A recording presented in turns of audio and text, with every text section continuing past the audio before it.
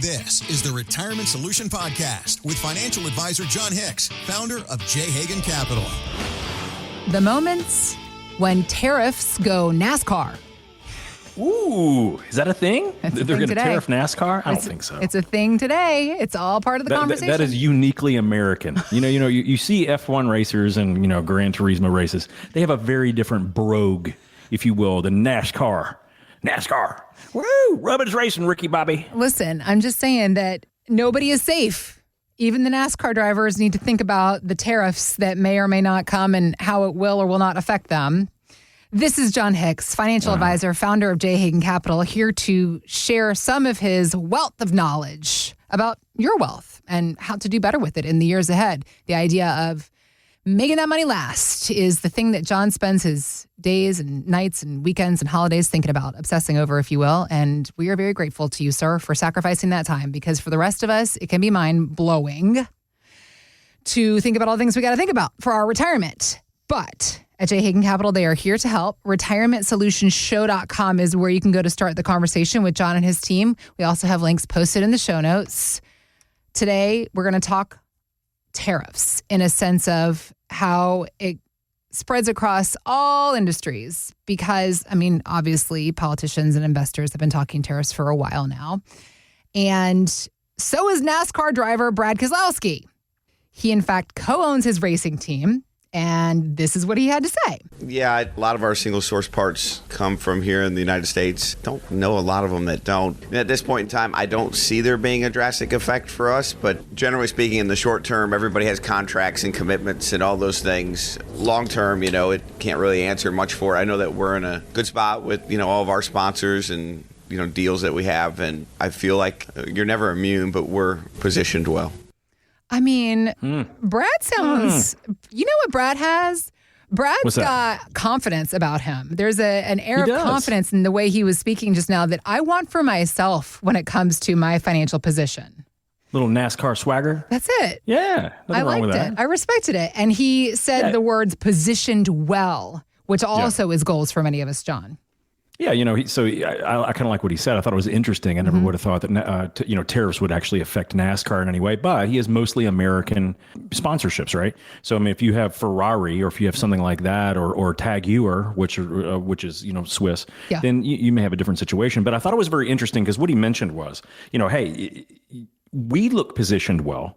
But the question is for all of us, right? So, who knows? Every day there's a different headline about which direction of tariffs. And I even saw one over last weekend talking where Trump was finally talking about some of the end goals, not just the means. He was talking about, hey, understand, we have the Internal Revenue Service. The tariffs effectively could be the external revenue service, and we could actually even see American taxpayers paying less money in the form of taxation because we're going to get some of this money from overseas. Now, see, that runs counter to a lot of the other stories I've read and seen and experts that have said, really, this is just a negotiating tactic. So we really still don't know what is exactly going to happen and what the ultimate goal is. Is it going to truly be a revenue-raising tool for the country and for us to maybe pay less taxes? Or is it truly going to be just a bargaining chip or a bargaining tool so that we can get everyone else to renegotiate some maybe not good trade deals that we have, right? So it's really hard to know. But amazingly, every one of us in our own financial situations can learn something from this, right? It's a really good time to assess who knows what's going to happen with tariffs. But the question is, how are we positioned? One of the things that the NASCAR guy, who was it? Brad Keselowski. Yeah. One of the things he said was, that he feel like he's positioned well. Yeah. This is a great question. A lot of people I talk to, they get, cold, clammy hands at night because they don't know how well they're positioned. They don't know where that income is going to come from if the markets stay, depressed for very long, right? And who knows what's going to happen tomorrow or the next day. There's some interesting things out there in the mix that we truly, there's no way to know. No financial advisor knows, none of the talking heads on CNBC, certainly no one on any of the nightly news knows what's going to happen next. So we just want to really assess, number one, how are we protected and in what ways? Do we have a pension that we know is going to be secure? Do we feel pretty confident in our income sources we're going to have in retirement, right? So those are things that you may be positioned well yourself if you have your income and your protections lined up for retirement, right? And it shouldn't have to stop someone from waiting, to retire or anything like that, as long as you know you're positioned well. I think one of the biggest thing that people do, Heather, they focus on how much money have I saved? How much money have I saved? How much money have I saved? Right. And it's certainly a piece of the puzzle, but really we have to understand how much money do you need to spend? How much money do you need to spend? It's really the budget, right? Okay. Even if you look at the United States overall, we don't really have an income problem. We don't have a revenue problem. We bring in tons of money. We have a spending problem. Right. We've been outspending what we've been bringing in way too much. And that's why we have kind of the issues we have. $36 trillion of federal debt. We still, at this point in time, have a budget deficit. Looks like this year, I just noticed that, or I just saw that Congress is going to expect to borrow another $480 billion this quarter, to try to firm things up. Hopefully they can fix some of that stuff. But guys, see, that's not an income problem. That's a spending problem. Right. And that's one of the things that we can absolutely pay attention to, as we're assessing, hey, are we ready, regardless of tariffs, are we ready for what happens next? You mentioned spending problems, something that we get a bunch of them. I know, but on a local level, on an individual level, I know if we can flip the narrative a little bit, the interesting thing that you see happen a lot is spending problems. People are not spending enough. It's like, hey, go on and get out of there and take that trip and buy that car and do that thing. Do you really feel like leaving all of this money to your kids and grandkids?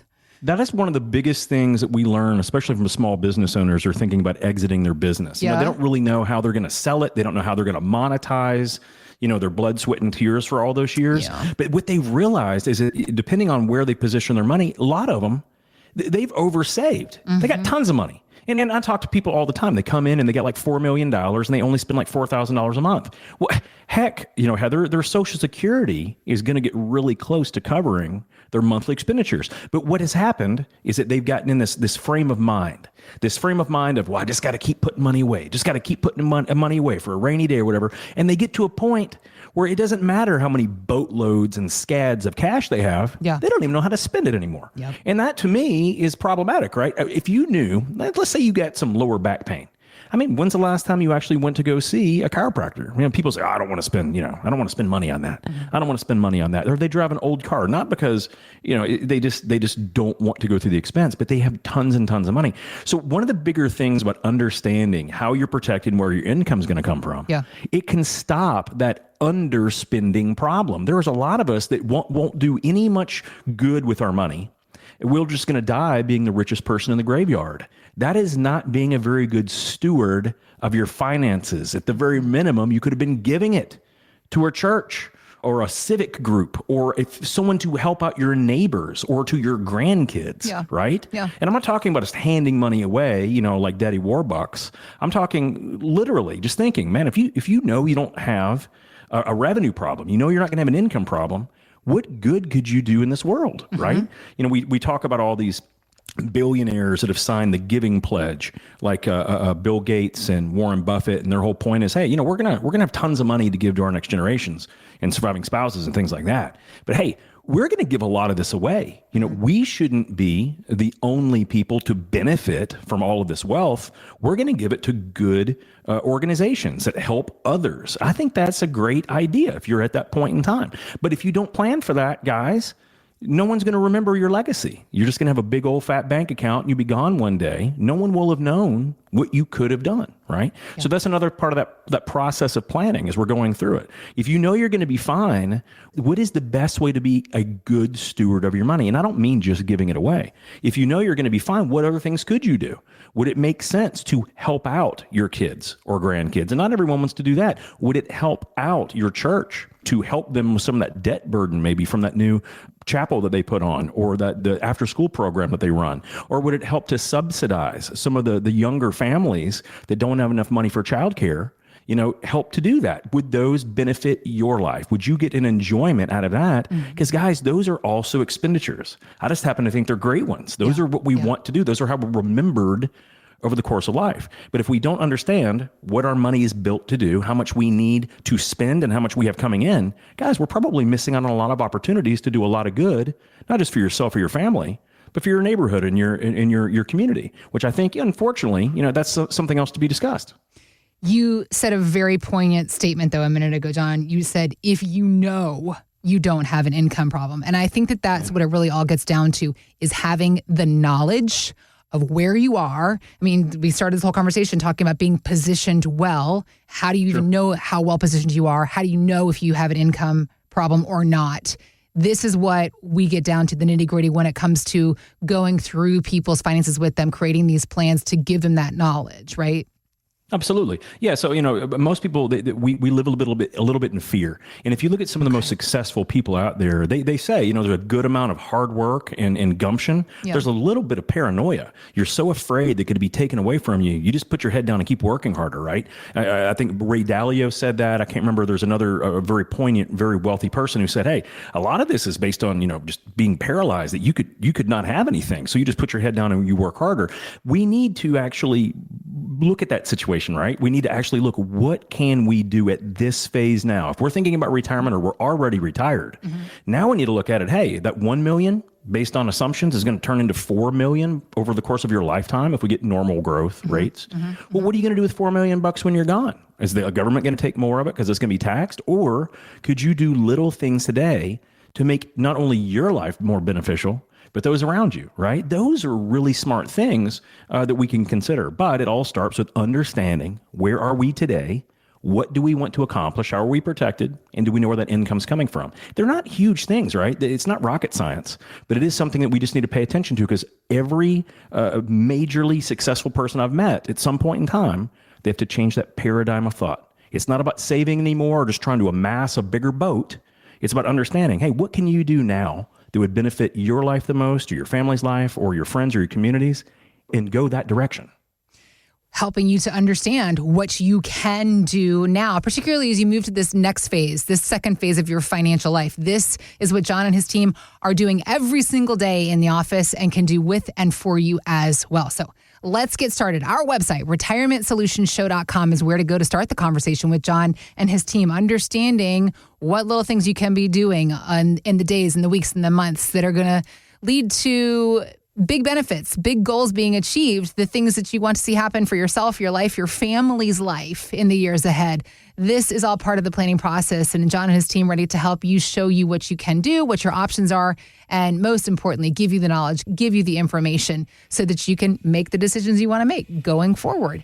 Again, it's retirementsolutionshow.com, or you can just click on the links we got posted in the show notes. Thanks for listening to the Retirement Solution Podcast with Jon Hicks. Begin the conversation about your savings plan with Jon and the team at J. Hagan Capital by visiting retirementsolutionradio.com. Be sure to listen to Jon's radio show, The Retirement Solution, Saturdays at 8 a.m. and Sundays at 9 a.m. on News Radio 840 WHAS. J. Hagan Capital Incorporated is not licensed in all 50 states. To find out if J. Hagan Capital Incorporated is licensed in your state, please call 502-690-5635. J. Hagan Capital Incorporated is not affiliated with nor endorsed by the Social Security Administration or any other government agency and does not provide legal or tax advice. By contacting us, you may be provided with information about insurance and annuity products offered through J. Hagan Capital, LLC, NPN number 188279094.